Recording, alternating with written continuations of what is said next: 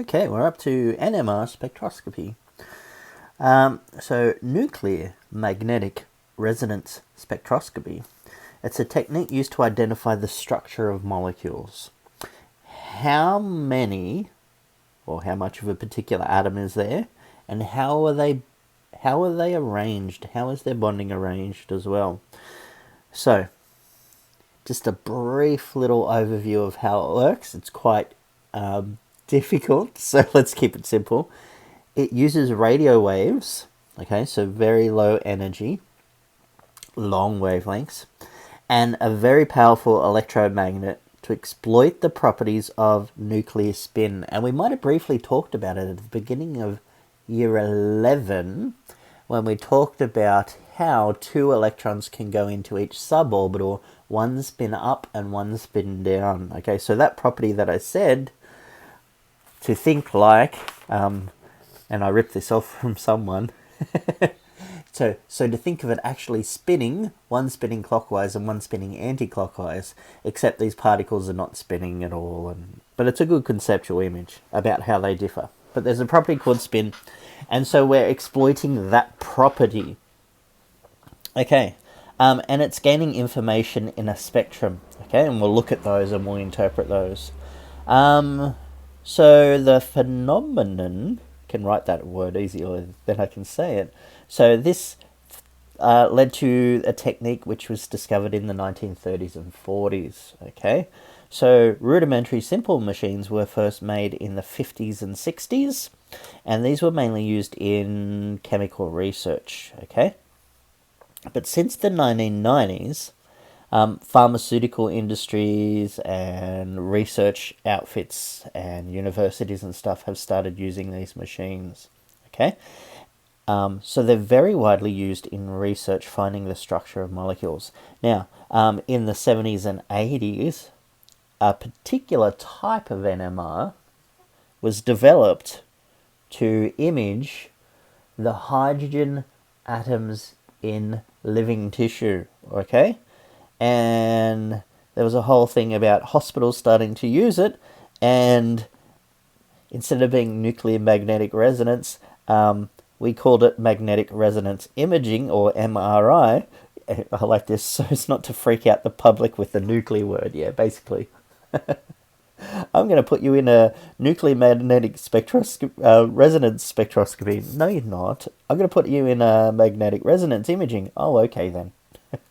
Okay, so yeah, MRIs are just NMRs for particular. Oh, they're tuned to the wavelength of the wiggle of the hydrogen atom on a water molecule. Okay, so we're mapping the little wiggles on hydrogen in water in your body if you're getting imaged, and so yeah, so we can map the density of water, and that tells a lot about the tissue. Anyway, let's keep going. So it uses this property called nuclear spin, which only works with atoms with odd number of nucleons. Okay, and remember, nucleons is the group word for protons and neutrons.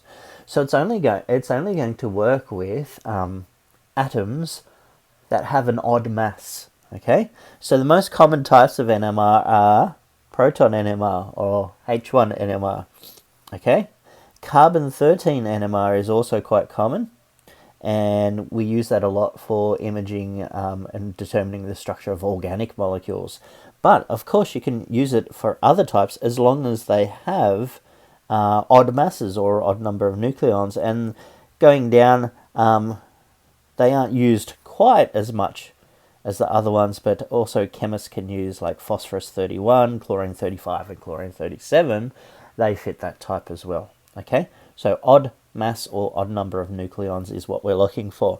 So proton is the most common isotope of hydrogen, and so we can use it really well. Okay, we get a lot of information for it. Carbon-13 is not the most abundant form of carbon. Carbon-12 is. So we can't use this technique on carbon-12, but we can use it in carbon-13, okay? And there's some implications to NMR and carbon-13 NMR because it's so less abundant. So what happens is a very large magnetic field will cause all the nuclei of those atoms to align in the field, okay, in that magnetic field, very strong electromagnet. The field is then released, and some nuclei will revert back to their non-aligned positions. I like to think of it, they'll wiggle like a spring, boing, and then they'll go back to their lowest energy, okay? And so at the same time, a radio signal is sent into the sample, and then it's tuned to a particular frequency, and these frequency will make those reverting atoms kind of give out another signal, or sometimes we call it sing. Not really, that's just an analogy. So the frequencies for these will differ by where they are in the molecule and how they're bonded. And so what we get is an output spectrum of certain frequencies of these singing atoms in the molecule. Okay? So here in the diagram, no magnetic field, they're just all random spin. And then we put in a large magnetic field, that's this B in that area. So they all line up with a magnetic field. And then we give it an energy pulse, and then we relax it, and then it gives energy in an output. So these kind of frequency peaks, and we're going to interpret those. A little bit more detail, I found that good video that you can link into how does MRI work. Okay, so we need to look at proton NMR, and we need to look at carbon-13 NMR, so we'll start with proton NMR. So a sample is prepared, so an organic molecule is prepared by dissolving it in D2O, where D is deuterium or hydrogen 2. Okay, so or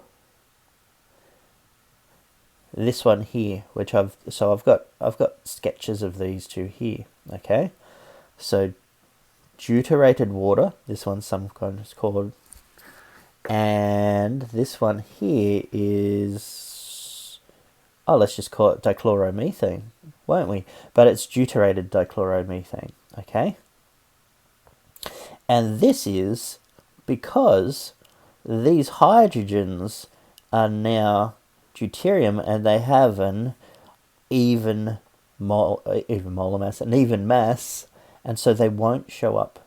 Okay, they won't be affected in our NMR. Okay, so we're picked solvents specifically so they won't show up in our NMR imaging. If we just used water, then we've got protons H1s on there, and it's going to show up in our spectrum, okay? Also, we add something else to our sample. Tetramethylsilane, which is this molecule here from the textbook. Silicon here with 4 methyl groups around it, okay? And it acts as this agreed upon arbitrary zero that all chemists use, okay? So we look at the frequency changes from the signal from trimethylsilane, and we set that as 0.0, and we call it ppm, okay? So if you see, it's usually written on a mass spectrum. So you see 0, 0, and you'll see a peak, and most of the times you'll see something like TMS written there, and you know it's not part of what you're looking for. It's just the trimethylsilane arbitrary zero that we put in there. So don't count that as one of your peaks. The sample is then placed in the instrument, and it does its thing, and the output that we get is an NMR spectrum, which I've just kind of started using here, this thing here. So this is the NMR spectrum of this molecule here, which is ethanol. Okay, we'll learn how to interpret it too. Okay, let's get into that, it looks like. So there's 4 properties of each of these peaks that will help us identify the molecule. Okay, I'll take you through all the 4 properties that we look at when interpreting NMR spectra. Okay, a proton NMR spectra or H1 NMR spectra. Firstly, the most simple thing is to look at the number of peaks. Okay, so the number of peaks relates to some property called hydrogen environments in the molecule. Okay, so we'll continue looking at this ethanol. So the ethanol is our sample in here. So we'll discount the TMS peak because we know that's our arbitrary zero. And other than that, we get these 3 distinct peaks, which I have called peak 1, peak 2, peak 3. Okay, this tells us that there's 3 hydrogen environments. And let's define what hydrogen environment is, okay? It's a name given to how many distinct bonding arrangements in hydrogen, of hydrogen, there are in a molecule, okay? There may be hydrogens bonded in such a way that there's some symmetry in the molecule, or symmetry between those hydrogens, okay? Identically bonded hydrogens will be classed as being in that same one environment, okay? And I like to think of it as, if I swap these hydrogens around, would you notice, okay? So for example, this methane molecule produces 1 peak in a hydrogen NMR, because there's 1 hydrogen environment. And there's 1 hydrogen environment because these bonds are pretty much identical, okay? They're both between the same carbon and identical hydrogens, so we only get 1 peak there. They're interchangeable, each of those carbon-hydrogen bonds, okay? So let's look at this molecule here. What molecule do we have? We have ethane, okay? So here, we've got these bonds here, these hydrogens here, and if you swap one for the other, over this side, it's kind of like what we're talking there with the methane, okay? So they're in the same hydrogen environment. But hold on, if you swap this one for this one, well, it's still bonded, it's still a hydrogen carbon at the end of a molecule that's only got a methyl group coming off the end. So there's this plane of symmetry down here that is also mirrored. So all 6 of them are interchangeable. So what we see for a proton NMR spectrum for ethane is 1 peak, because we've got 1 hydrogen environment because of that huge amount of symmetry. All right, let's look at this. Now I've got propane, okay? So these 3, I hope you're seeing now, are in the same hydrogen environment. They could be interchanged, okay? We've got another kind of plane of symmetry right through this molecule too. And this is a methyl group coming off an ethyl group, you can think of it. The methyl group coming off an ethyl group. If you mirror it, this is also, on the left-hand side, a methyl group coming off an ethyl group. So those 3 hydrogens there and these 3 hydrogens here are in the same environment. You can interchange those. So they're one of these peaks, okay? So there's 1 environment, okay? And if I get rid of my scribbles, that's why I've circled them in red, okay? But these 2 in the middle here, off this middle carbon, they're interchangeable between themselves, but because they're on a carbon with 2 methyl groups, they're not the same as the hydrogens on the end. So that's another environment. So here, we've got the red environment, and then the green environment. So we've got 2 hydrogen environments. So that's why we see 2 peaks in the NMR spectrum for propane. Okay, so let's go back to, oh, no, it's not back to, we've got propanol here, meth-eth-propanol. So let's assign carbon environments. Now notice we haven't got some symmetry in this molecule now, okay? The OH, the alcohol group on one end has made symmetry. There's not like a plane of symmetry through here or anything like that, okay? So that's ruined some potential hydrogen environments that are the same, okay? So here on the end, in the red on the end, we've got a methyl group, okay? We don't have any other methyl groups, so the hydrogens in the methyl group are interchangeable, but they're not interchangeable with anywhere else on the molecule, okay? So that's 1 hydrogen environment, okay? Now, moving across to the yellow group, okay, you might kind of be thinking, well, what's the difference between those and the blue ones next to it, okay? You have to consider the neighbours, okay? Here we've got a CH2, but this CH2 is bonded to a CH3 and a CH2OH, okay? And this CH2 is bonded to an OH, and a C2H5. So they're not the same hydrogen environment, okay? These ones here within in my boxes are interchangeable, but they're not. So that's yellow one's another one, and that blue one's another one, and that's why I made them different colors. Okay. Now we've just got the lone hydrogen on the alcohol group. I put it in purple. Definitely can't be interchanged with anything else.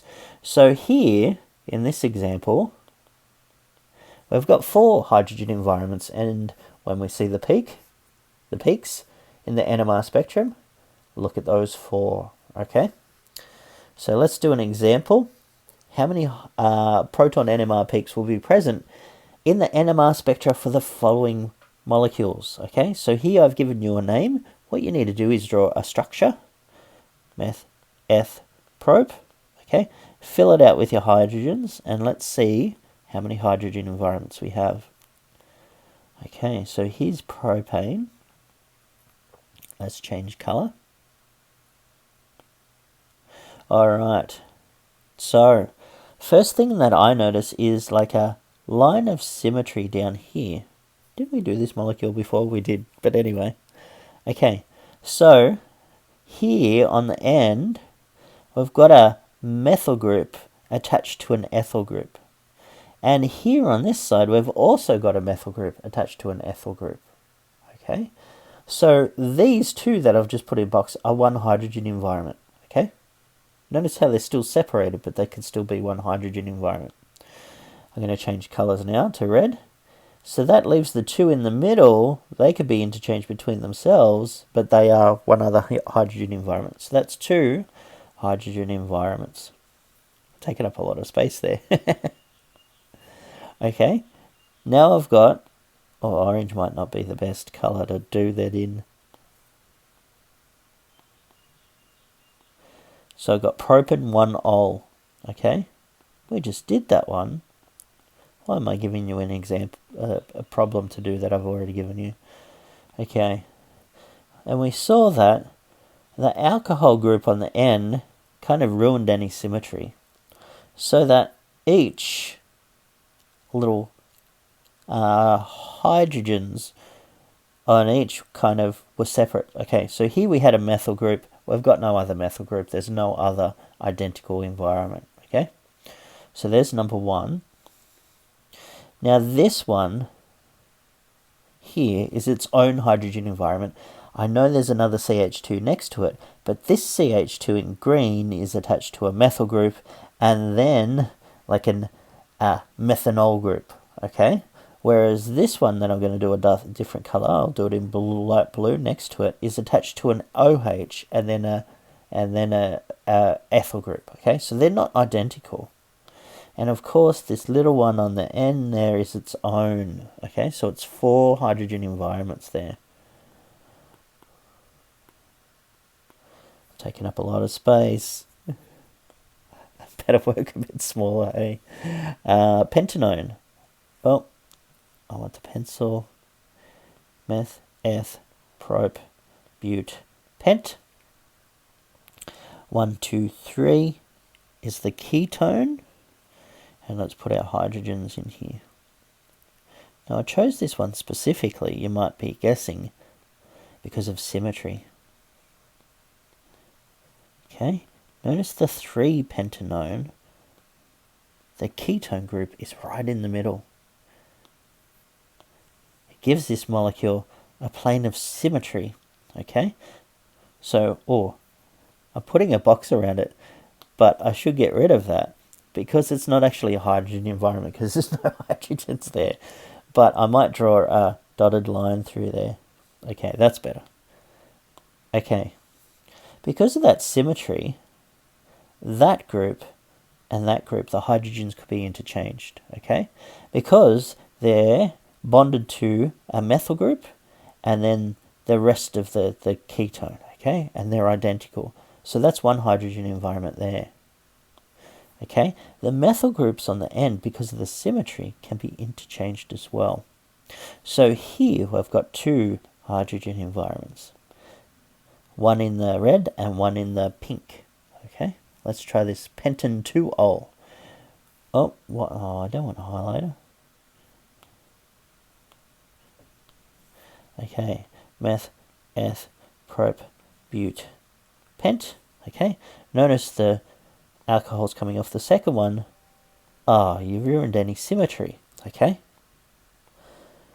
so immediately you can see probably going to have a lot now because I don't have this lovely symmetry. And indeed, each of them are going to be their own separate hydrogen environments around each carbon. Okay, so this methyl group on the end is not the same as the methyl group on the other end because the alcohol group is closer to the right hand side there. Okay, so they're two different hydrogen environments. They're not the same. Going in one, trying to find some colours, that CH2 is not the same as the one next to it because they're one further away from that OH, that alcohol group. So they're different hydrogen environments, okay? Now, look at this. This one here, I'm drawing in the same colour. I'll do blue. This one's here, its own little separate one. You can't interchange it.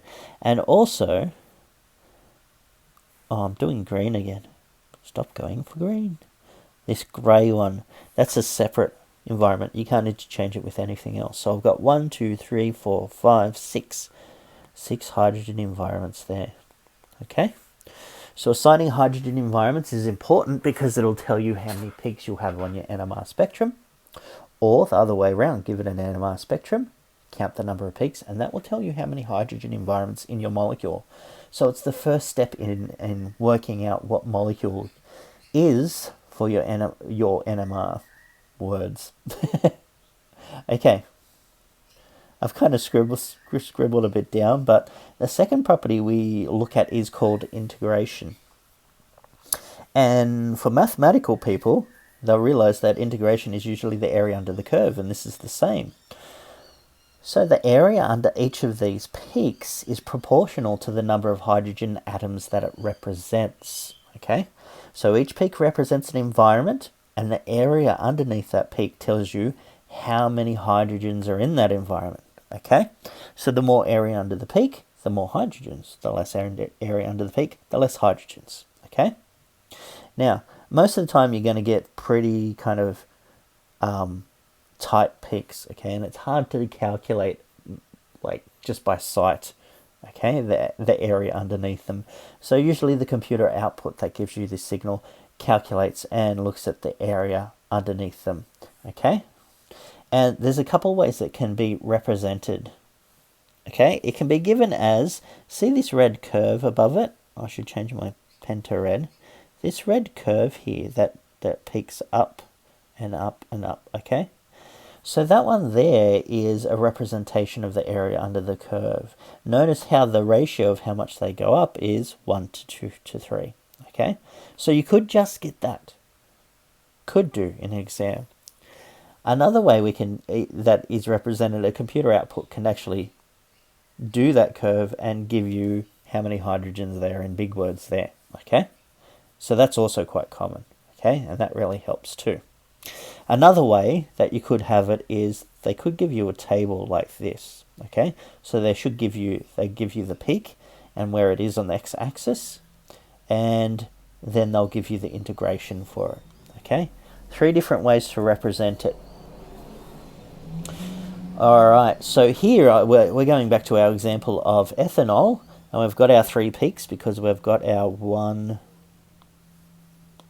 our 2, our 3 hydrogen environments, so we've got 3 peaks, and our integration is telling us that we've, in peak 1 we've got 3 hydrogens, in peak 2 we've got 2 hydrogens, and in peak 1 we've got 1 hydrogen, okay? Have I gone to... okay. Let's keep going. Well, no, let's stay there. Sorry, I'm talking about multiplicity. Just bear with me. Okay. So we can see that. Let me change to red. This is representing this one. This is representing this one here. And I'll change it to the lovely pink. This is representing this one here. Okay?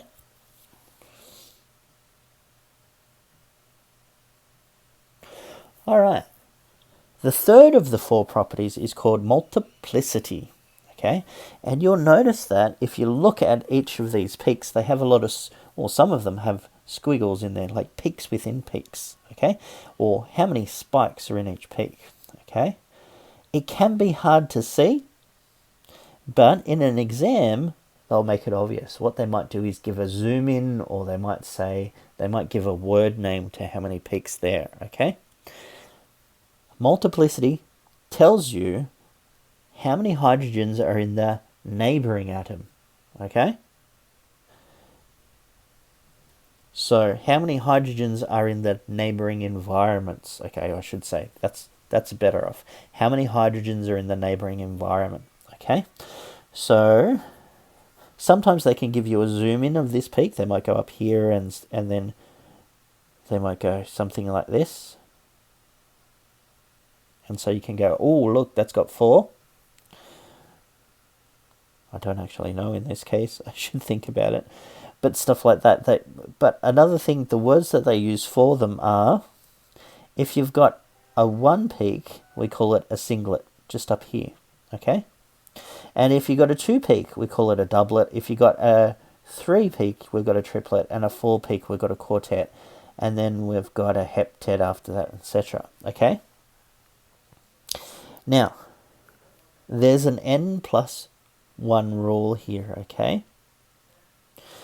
A peak that is just a singlet, or just a peak with 1, has no neighboring hydrogen environments, okay? A doublet has 1 neighboring hydrogen environment. A triplet has 2 neighboring hydrogen environments. A quartet has 3 neighboring hydrogen environments. Okay? Oh. It has, let me, okay. Neighboring hydrogens, not neighboring hydrogen environments. Ah. Of course that wasn't making sense. So a singlet has 0 neighboring hydrogens. A doublet has 1 neighboring hydrogen atom. A triplet has 2 neighboring hydrogen atom. A quartet has 3, and so on and so on. Okay. This works really, really, really well, apart from alcohols. The hydrogen on the alcohol does not play this game, unfortunately. Okay. So I gave a bit, that I was talking about environments and I was talking about hydrogens. Let's assign these ones here. Okay. Have I done it in the next one? Ah, okay, I have, which is good. All right. So here we've got our TMS peak. It's out. Here, we've got our peak here that we learnt was representing 3 hydrogens. So it's representing, and I'll keep the colour the same, this one here. Okay. So it's the integration of 3. And it's 1 hydrogen environment. So we've got 3 hydrogens in that one environment. Okay. Now, if we look at the splits close up, there's a triplet in here. And that triplet, those 3 peaks, a triplet, that's a messier thing than this, but a triplet basically looks like that. A low one, a high one, and a low one. There's some symmetry there. This tells us that with the n+1 rule, there is 2 neighboring hydrogens. That's what a triplet says. Okay. Now, if we look, there is 2 neighboring hydrogen in this group here in the middle of the molecule. Okay, so there's 2 neighboring. So this peak here is 3 hydrogens with 2 hydrogen neighbors. Okay, now let's look at this one that we've already decided is representing the 2. Okay, so this one here, we're telling you, or we could zoom in, there's 5 splits. It's a quintet. So there could be a zoom 1, 2, 3, 4, 5, something looking something like that. Quintet. Okay, so that means that it has 4 neighboring hydrogens. And now let's go over to the molecule, and it has 1, 2, 3, and then the 4th one there. Okay, 4 neighboring hydrogens. Okay, now let's look at the last one. What color should I go for? Let's go blue. All right, it is this one here, which we've decided was the alcohol one. Now, it's a singlet peak, so it's saying there's no neighboring hydrogens. But remember, alcohol doesn't play that way. Okay, so it does have two neighboring hydrogens. Okay, these two over here, and so it should have a triplet peak if it was playing fair. So should be a triplet if it was playing fair, but it's not because it's an alcohol one. Okay, so that's why we see the singlet. So could be tripped up on that, but I'm giving you a deliberately harder example here. Okay, the last property that we look at is where it is on this x-axis. Okay, and this we sometimes call the chemical shift, and it's measured in parts per million. Let's not go deep into that. And it's, remember, our arbitrary zero is our trimethylsilane, okay, what we've added. And so all these other peaks are measured relative to that, okay? A general rule here is that the closer the hydrogen, the closer the peak is, the closer the hydrogen is in a molecule to an electronegative element, the higher the chemical shift, okay? The more to the left, okay? See how the numbers increase to the left here? Don't ask why. Sometimes this is called downfield. So to the left, the higher numbers are called downfield. Towards the zero is called upfield, okay? Hydrogens that are nearer to an electronegative element will be further downfield. And look, let's analyze our molecule here, and that's why I chose it. Okay, the hydrogens that are most downfield is this alcohol peak here. That's because it's the hydrogen closer to the electronegative atom, which in this case is the oxygen. Okay, so that's why it's furthest downfield. Now next up is your two hydrogens here, which are the next closer to the electronegative atom in there. Okay. And then at the end, the one closest to zero is the hydrogens furthest away from the electronegative atom, okay? Now, you don't need to remember these numbers. You can use a table like this, where it gives predictions. And you would see tables like this as well, okay, where you expect the chemical shift. There's no need to remember them. All that we're asking in this course is just keep in mind that the hydrogens that are closer to the electronegative atom will be further to the left, further downfield, okay? These proton NMRs are not provided on the data sheet, but you would see that there is some for the carbon-13 NMR, which we'll get to soon. So if they're going to ask you in the HSC, in the exam, they'll need to give you some kind of data like this. That's a possibility. They could give you one of these tables. Or what's more likely is they're only asking about something with 2 or 3 peaks that can be easily identified without any chemical shift information. Okay, they will keep it simple. I think that's the most likely one. Okay, here I've just put in a lovely diagram that I found online. On the left we have ethanol, which we're just looking at, and we saw it gets 3 peaks. And our dimethyl ether has its 1 peak there. Okay, well, should we keep going? This is going to be a long one. Oh, let's do a separate video for the examples. Okay?